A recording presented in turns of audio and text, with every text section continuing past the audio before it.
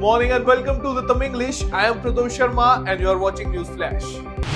Israeli Prime Minister Netanyahu accused the ICC of anti-Semitism after arrest warrants were issued against him and his former defense minister, calling it a modern-day refuse trial.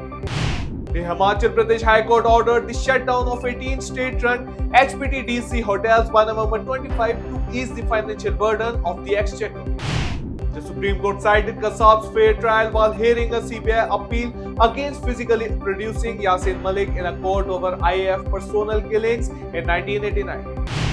The G77 plus China bloc at COP29 called for a $1 trillion climate finance package, emphasizing its importance for addressing global climate challenges.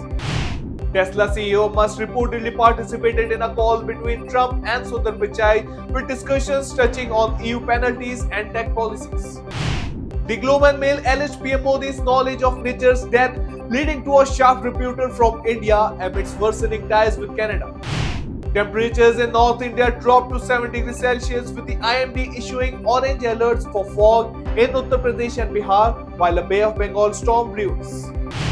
Delhi BJP leaders protested outside Arvind Kejriwal's residence, escalating tensions over alleged irregularities linked to his official residence.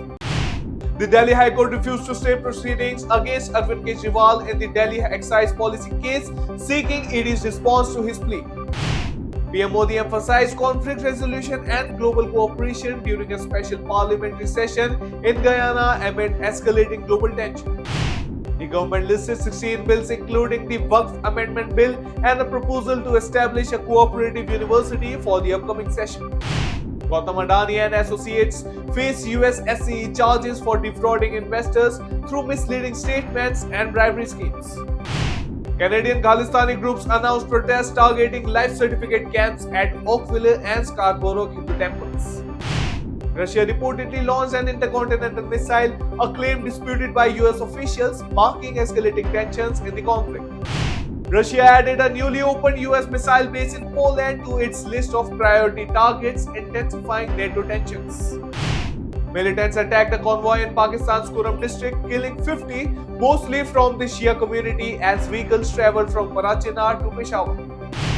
PM Modi, honored by multiple nations in a week, reinforces India's leadership as a key voice for the Global South on global platforms.